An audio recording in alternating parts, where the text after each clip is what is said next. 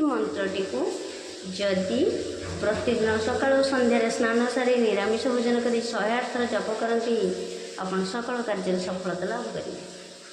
वाराणस्यां पश्चिम भागे भीमचंडी महासती तस्य स्मरणमात्रेण सर्वदा विजयी भवेत्। वाराणस्यां पश्चिम भागे भीमचंडी महासती तस्य स्मरणमात्रेण सर्वदा विजयी भवेत्। वाराणस्यां पश्चिम भागे भीमचंडी महासती तस्य स्मरणमात्रेण सर्वदा विजयी भवेत्। वाराणस्यां पश्चिम भागे भीमचंडी महासती तस्य स्मरणमात्रेण सर्वदा विजयी भवेत्। वाराणस्यां पश्चिम भागे भीमचंडी महासती तस्य स्मरणमात्रेण सर्वदा विजयी भवेत्। वाराणस्यां पश्चिम भागे भीमचंडी महासती तस्य स्मरणमात्रेण सर्वदा विजयी भवेत्। वाराणस्यां पश्चिम भागे भीमचंडी महासती तस्य स्मरणमात्रेण सर्वदा विजयी भवेत्। वाराणस्यां पश्चिम भागे भीमचंडी महासती तस्य स्मरणमात्रेण सर्वदा विजयी भवेत्। वाराणस्यां पश्चिम भागे भीमचंडी महासती तस्य स्मरणमात्रेण सर्वदा विजयी भवेत्। वाराणस्यां पश्चिम भागे भीमचंडी महासती तस्य स्मरणमात्रेण सर्वदा विजयी भवेत्। वाराणस्यां पश्चिम भागे भीमचंडी महासती तस्य स्मरणमात्रेण सर्वदा विजयी भवेत्। वाराणस्यां पश्चिम भागे भीमचंडी महासती तस्य स्मरणमात्रेण सर्वदा विजयी भवेत्। वाराणस्यां पश्चिम भागे भीमचंडी महासती तस्य स्मरणमात्रेण सर्वदा विजयी भवेत्। वाराणस्यां पश्चिम भागे भीमचंडी महासती तस्य स्मरणमात्रेण सर्वदा विजयी भवेत्। वाराणस्यां पश्चिम भागे भीमचंडी महासती तस्य स्मरणमात्रेण सर्वदा विजयी भवेत्। वाराणस्यां पश्चिम भागे भीमचंडी महासती तस्य स्मरणमात्रेण सर्वदा विजयी भवेत्। वाराणस्यां पश्चिम भागे भीमचंडी महासती तस्य स्मरणमात्रेण सर्वदा विजयी भवेत्। वाराणस्यां पश्चिम भागे भीमचंडी महासती तस्य स्मरणमात्रेण सर्वदा विजयी भवेत्। वाराणस्यां पश्चिम भागे भीमचंडी महासती तस्य स्मरणमात्रेण सर्वदा विजयी भवेत्। वाराणस्यां पश्चिम भागे भीमचंडी महासती तस्य स्मरणमात्रेण सर्वदा विजयी भवेत्। वाराणस्यां पश्चिम भागे भीमचंडी महासती तस्य स्मरणमात्रेण सर्वदा विजयी भवेत्। वाराणस्यां पश्चिम भागे भीमचंडी महासती तस्य स्मरणमात्रेण सर्वदा विजयी भवेत्। वाराणस्यां पश्चिम भागे भीमचंडी महासती तस्य स्मरणमात्रेण सर्वदा विजयी भवेत्। वाराणस्यां पश्चिम भागे भीमचंडी महासती तस्य स्मरणमात्रेण सर्वदा विजयी भवेत्। वाराणस्यां पश्चिम भागे भीमचंडी महासती तस्य स्मरणमात्रेण सर्वदा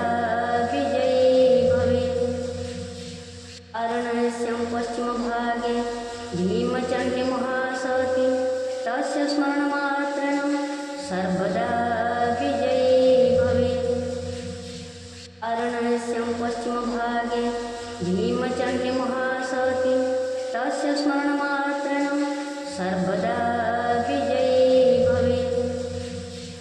अरण्यस्यं पश्चिमभागे भीमचण्डीमहासती तस्य स्मरणमात्रेण सर्वदा विजयी भवेत्। अरण्यस्यं पश्चिमभागे भीमचण्डीमहासती तस्य स्मरणमात्रेण सर्वदा विजयी भवेत्। अरण्यस्यं पश्चिमभागे भीमचण्डीमहासती तस्य स्मरणमात्रेण सर्वदा विजयी भवेत्। अरण्यस्यं पश्चिमभागे भीमचण्डीमहासती तस्य स्मरणमात्रेण सर्वदा विजयी भवेत्। अरण्यस्यं पश्चिमभागे भीमचण्डीमहासती तस्य स्मरणमात्रेण सर्वदा विजयी भवेत्। अरण्यस्यं पश्चिमभागे भीमचण्डीमहासती तस्य स्मरणमात्रेण सर्वदा विजयी भवेत्। अरण्यस्यं पश्चिमभागे भीमचण्डीमहासती तस्य स्मरणमात्रेण सर्वदा विजयी भवेत्। अरण्यस्यं पश्चिमभागे भीमचण्डीमहासती तस्य स्मरणमात्रेण सर्वदा विजयी भवेत्। अरण्यस्यं पश्चिमभागे भीमचण्डीमहासती तस्य स्मरणमात्रेण सर्वदा विजयी भवेत्।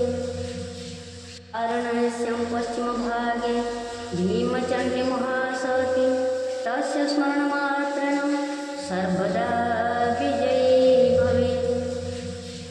अरण्यस्यं पश्चिमभागे भीमचण्डीमहासती तस्य स्मरणमात्रेण सर्वदा विजयी भवेत्।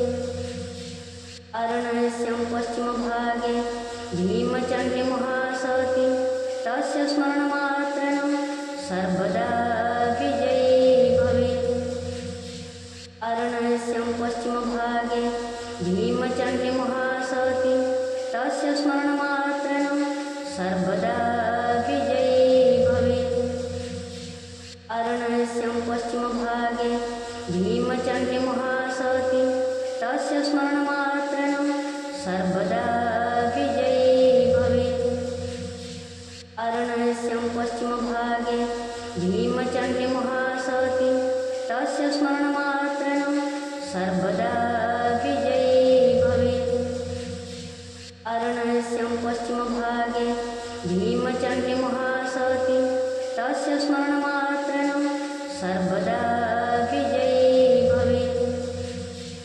अरण्यस्यं पश्चिमभागे भीमचण्डीमहासती तस्य स्मरणमात्रेण सर्वदा विजयी भवेत्। अरण्यस्यं पश्चिमभागे भीमचण्डीमहासती तस्य स्मरणमात्रेण सर्वदा विजयी भवेत्। अरण्यस्यं पश्चिमभागे भीमचण्डीमहासती तस्य स्मरणमात्रेण सर्वदा विजयी भवेत्।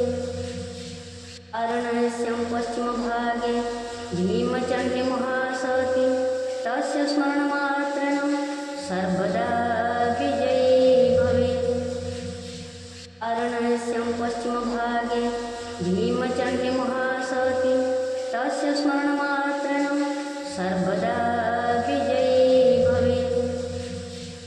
अरण्यस्यं पश्चिमभागे भीमचण्डीमहासती तस्य स्मरणमात्रेण सर्वदा विजयी भवेत्।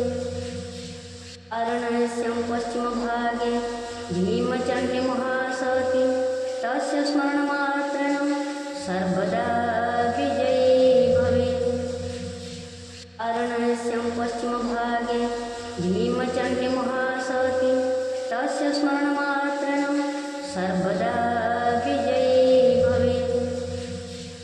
अरण्यस्यं पश्चिमभागे भीमचण्डीमहासती तस्य स्मरणमात्रेण सर्वदा विजयी भवेत्। अरण्यस्य पश्चिमभागे भीमचण्डी महासती, तस्य स्मरणमात्रेण सर्वदा विजयी भवेत्। अरण्यस्य पश्चिमभागे भीमचण्डी महासती, तस्य स्मरणमात्रेण सर्वदा विजयी भवेत्। अरण्यस्य पश्चिमभागे भीमचण्डी महासती, तस्य स्मरणमात्रेण सर्वदा विजयी भवेत्। अरण्यस्य पश्चिमभागे भीमचण्डी महासती, तस्य स्मरणमात्रेण सर्वदा विजयी भवेत्। अरण्यस्य पश्चिमभागे भीमचण्डी महासती, तस्य स्मरणमात्रेण सर्वदा विजयी भवेत्। अरण्यस्य पश्चिमभागे भीमचण्डी महासती, तस्य स्मरणमात्रेण सर्वदा विजयी भवेत्। अरण्यस्य पश्चिमभागे भीमचण्डी महासती, तस्य स्मरणमात्रेण सर्वदा विजयी भवेत्। अरण्यस्य पश्चिमभागे भीमचण्डी महासती, तस्य स्मरणमात्रेण सर्वदा विजयी भवेत्। अरण्यस्य पश्चिमभागे भीमचण्डी महासती, तस्य स्मरणमात्रेण सर्वदा विजयी भवेत्। अरण्यस्य पश्चिमभागे भीमचण्डी महासती, तस्य स्मरणमात्रेण सर्वदा विजयी भवेत्। अरण्यस्य पश्चिमभागे भीमचण्डी महासती, तस्य स्मरणमात्रेण सर्वदा विजयी भवेत्। अरण्यस्य पश्चिमभागे भीमचण्डी महासती, तस्य स्मरणमात्रेण सर्वदा विजयी भवेत्। अरण्यस्य पश्चिमभागे भीमचण्डी महासती, तस्य स्मरणमात्रेण सर्वदा विजयी भवेत्। अरण्यस्य पश्चिमभागे भीमचण्डी महासती, तस्य स्मरणमात्रेण सर्वदा विजयी भवेत्। अरण्यस्य पश्चिमभागे भीमचण्डी महासती, तस्य स्मरणमात्रेण सर्वदा विजयी भवेत्। अरण्यस्य पश्चिमभागे भीमचण्डी महासती, तस्य स्मरणमात्रेण सर्वदा विजयी भवेत्। अरण्यस्य पश्चिमभागे भीमचण्डी महासती, तस्य स्मरणमात्रेण सर्वदा विजयी भवेत्। अरण्यस्य पश्चिमभागे भीमचण्डी महासती, तस्य स्मरणमात्रेण सर्वदा विजयी भवेत्। अरण्यस्य पश्चिमभागे भीमचण्डी महासती, तस्य स्मरणमात्रेण सर्वदा विजयी भवेत्। अरण्यस्य पश्चिमभागे भीमचण्डी महासती, तस्य स्मरणमात्रेण सर्वदा विजयी भवेत्। अरण्यस्य पश्चिमभागे भीमचण्डी महासती, तस्य स्मरणमात्रेण सर्वदा विजयी भवेत्। अरण्यस्य पश्चिमभागे भीमचण्डी महासती, तस्य स्मरणमात्रेण सर्वदा विजयी भवेत्। अरण्यस्य पश्चिमभागे भीमचण्डी महासती, तस्य स्मरणमात्रेण सर्वदा विजयी भवेत्। अरण्यस्य पश्चिमभागे भीमचण्डी महासती, तस्य स्मरणमात्रेण सर्वदा विजयी भवेत्। अरण्यस्य पश्चिमभागे भीमचण्डी महासती, तस्य स्मरणमात्रेण सर्वदा विजयी भवेत्। अरण्यस्य पश्चिमभागे भीमचण्डी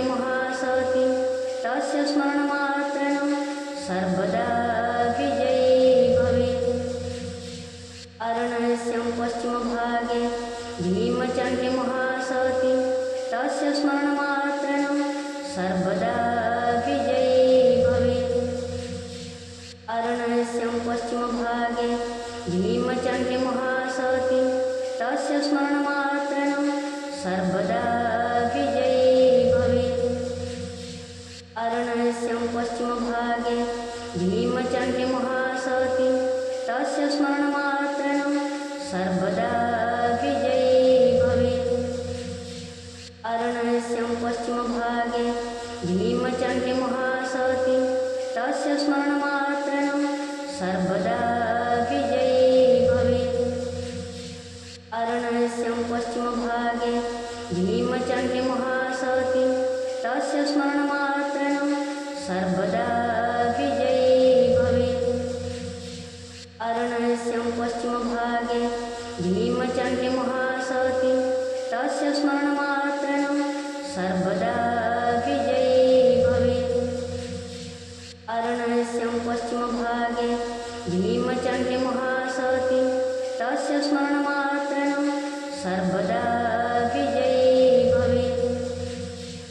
अरण्यस्य पश्चिमभागे भीमचण्डी महासती, तस्य स्मरणमात्रेण सर्वदा विजयी भवेत्। अरण्यस्य पश्चिमभागे भीमचण्डी महासती, तस्य स्मरणमात्रेण सर्वदा विजयी भवेत्। अरण्यस्य पश्चिमभागे भीमचण्डी महासती, तस्य स्मरणमात्रेण सर्वदा विजयी भवेत्। अरण्यस्य पश्चिमभागे भीमचण्डी महासती, तस्य स्मरणमात्रेण सर्वदा विजयी भवेत्। अरण्यस्य पश्चिमभागे भीमचण्डी महासती, तस्य स्मरणमात्रेण सर्वदा विजयी भवेत्। अरण्यस्य पश्चिमभागे भीमचण्डी महासती, तस्य स्मरणमात्रेण सर्वदा विजयी भवेत्। अरण्यस्य पश्चिमभागे भीमचण्डी महासती, तस्य स्मरणमात्रेण सर्वदा विजयी भवेत्। अरण्यस्य पश्चिमभागे भीमचण्डी महासती, तस्य स्मरणमात्रेण सर्वदा विजयी भवेत्। अरण्यस्य पश्चिमभागे भीमचण्डी महासती, तस्य स्मरणमात्रेण सर्वदा विजयी भवेत्। अरण्यस्य पश्चिमभागे भीमचण्डी महासती, तस्य स्मरणमात्रेण सर्वदा विजयी भवेत्। अरण्यस्य पश्चिमभागे भीमचण्डी महासती, तस्य स्मरणमात्रेण सर्वदा विजयी भवेत्। अरण्यस्य पश्चिमभागे भीमचण्डी महासती, तस्य स्मरणमात्रेण सर्वदा विजयी भवेत्। अरण्यस्य पश्चिमभागे भीमचण्डी महासती, तस्य स्मरणमात्रेण सर्वदा विजयी भवेत्। अरण्यस्य पश्चिमभागे भीमचण्डी महासती, तस्य स्मरणमात्रेण सर्वदा विजयी भवेत्। अरण्यस्य पश्चिमभागे भीमचण्डी महासती, तस्य स्मरणमात्रेण सर्वदा विजयी भवेत्। अरण्यस्य पश्चिमभागे भीमचण्डी महासती, तस्य स्मरणमात्रेण सर्वदा विजयी भवेत्। अरण्यस्य पश्चिमभागे भीमचण्डी महासती, तस्य स्मरणमात्रेण सर्वदा विजयी भवेत्। अरण्यस्य पश्चिमभागे भीमचण्डी महासती, तस्य स्मरणमात्रेण सर्वदा विजयी भवेत्। अरण्यस्य पश्चिमभागे भीमचण्डी महासती, तस्य स्मरणमात्रेण सर्वदा विजयी भवेत्। अरण्यस्य पश्चिमभागे भीमचण्डी सर्वदा विजयी भवेत्। अरण्यस्य पश्चिमभागे भीमचण्डीमहासती तस्य स्मरणमात्रेण सर्वदा विजयी भवेत्। अरण्यस्य पश्चिमभागे भीमचण्डीमहासती तस्य स्मरणमात्रेण सर्वदा विजयी भवेत्।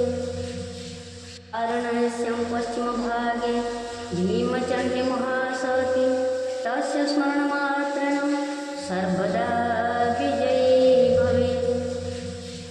अरण्यस्य पश्चिमभागे भीमचण्डीमहासती तस्य स्मरणमात्रेण सर्वदा विजयी भवेत्। अरण्यस्य पश्चिमभागे भीमचण्डीमहासती तस्य स्मरणमात्रेण सर्वदा विजयी भवेत्। अरण्यस्य पश्चिमभागे भीमचण्डीमहासती तस्य स्मरणमात्रेण सर्वदा विजयी भवेत्। अरण्यस्य पश्चिमभागे भीमचण्डीमहासती तस्य स्मरणमात्रेण सर्वदा विजयी भवेत्। अरण्यस्य पश्चिमभागे भीमचण्डीमहासती तस्य स्मरणमात्रेण सर्वदा विजयी भवेत्। अरण्यस्य पश्चिमभागे भीमचण्डीमहासती तस्य स्मरणमात्रेण सर्वदा विजयी भवेत्। अरण्यस्य पश्चिमभागे भीमचण्डीमहासती तस्य स्मरणमात्रेण सर्वदा विजयी भवेत्। अरण्यस्य पश्चिमभागे भीमचण्डीमहासती तस्य स्मरणमात्रेण सर्वदा विजयी भवेत्। अरण्यस्य पश्चिमभागे भीमचण्डीमहासती तस्य स्मरणमात्रेण सर्वदा विजयी भवेत्। अरण्यस्य पश्चिमभागे भीमचण्डीमहासती तस्य स्मरणमात्रेण सर्वदा विजयी भवेत्। अरण्यस्य पश्चिमभागे भीमचण्डीमहासती तस्य स्मरणमात्रेण सर्वदा विजयी भवेत्।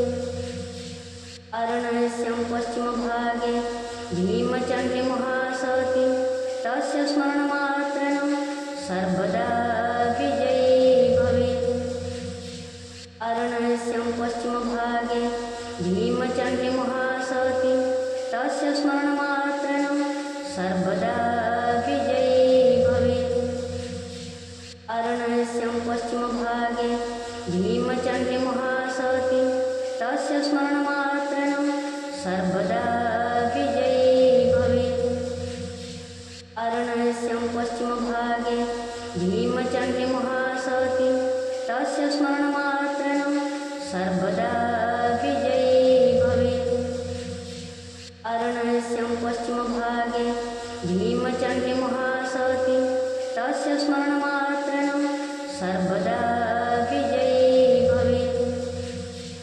अरण्यस्य पश्चिमभागे भीमचण्डीमहासती तस्य स्मरणमात्रेण सर्वदा विजयी भवेत्।